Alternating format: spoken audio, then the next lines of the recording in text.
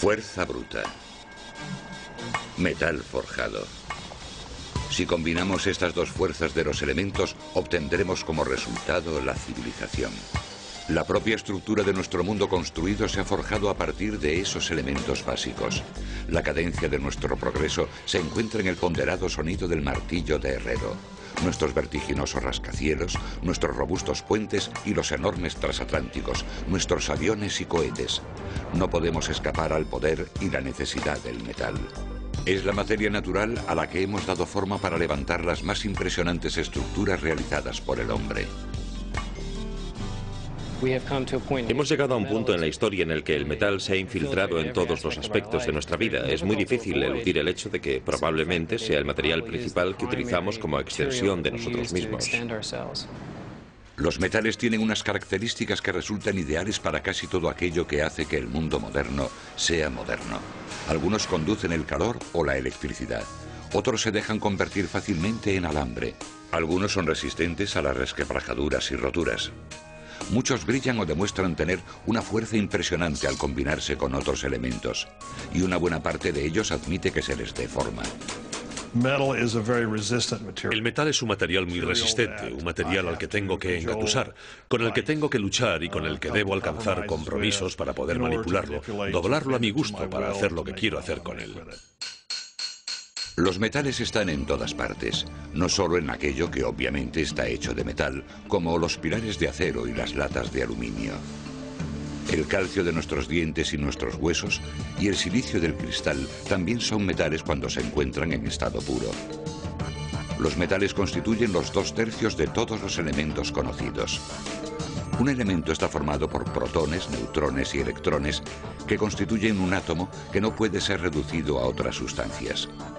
Todos los elementos están catalogados en la tabla periódica, que enumera cada elemento en una escala ascendente basándose en su número atómico o número de protones y electrones que constituyen sus átomos. En la tabla periódica se agrupan en filas. La última columna de la tabla periódica alberga los elementos nobles que son muy estables. Es como si el resto de los elementos quisieran ser como ellos. Pueden conseguirlo renunciando a un electrón o a más de uno, perdiendo electrones. Nuestra definición de los metales dice que son elementos agrupados sobre todo en la zona inestable de la tabla periódica. Son capaces de renunciar a un electrón para establecer enlaces con otros elementos.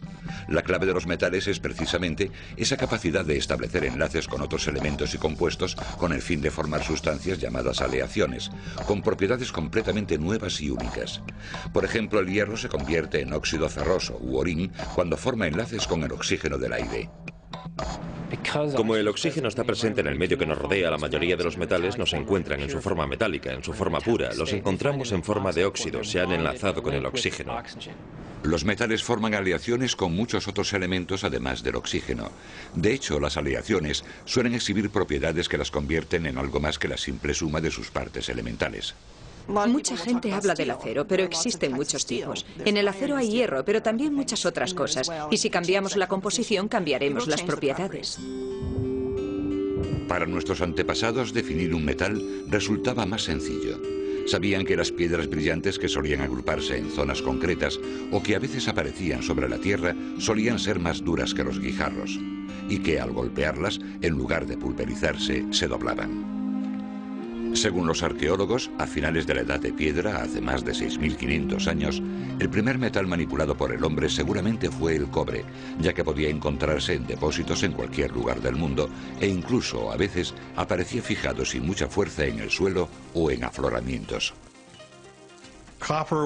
El cobre aparece en la naturaleza en lo que denominamos estado natural, es decir, sin formar aleaciones. Se combinará con los compuestos químicos que se hallen a su alrededor, que le darán un color azul fuerte o verde fuerte, lo cual hace que su identificación resulte muy sencilla. Cuando se encuentran en dicho estado natural es relativamente fácil formar objetos con él a golpe de martillo.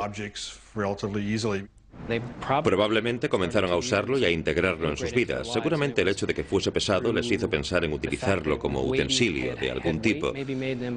Pronto aprendieron que en presencia del calor se hacía más maleable y podían darle forma. Creo que todo evolucionó a partir de ahí. El cobre, en un principio, se extraía con huesos y piedras para sacar la mena de metal. La mena es una amalgama de piedras y metal. Entonces fueron capaces de comenzar a excavar en el suelo y seguir las vetas de mena.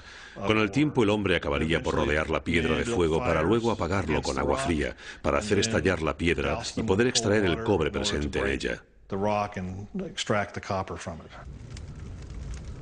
Los pedazos de mena se reunían y fundían o calentaban hasta alcanzar la temperatura de fundición del metal, normalmente en un contenedor de cerámica resistente al calor.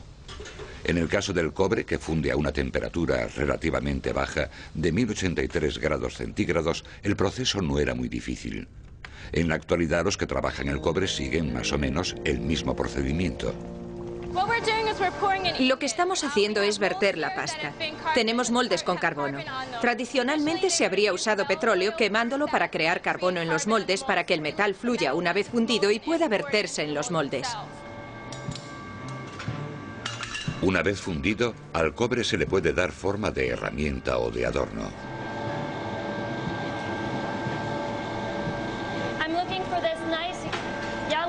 Cuando consigo este brillo amarillento, lo cepillo para asegurarme de que no queda óxido ni suciedad. Entonces lo traigo aquí para que ellos lo golpeen con la almadena.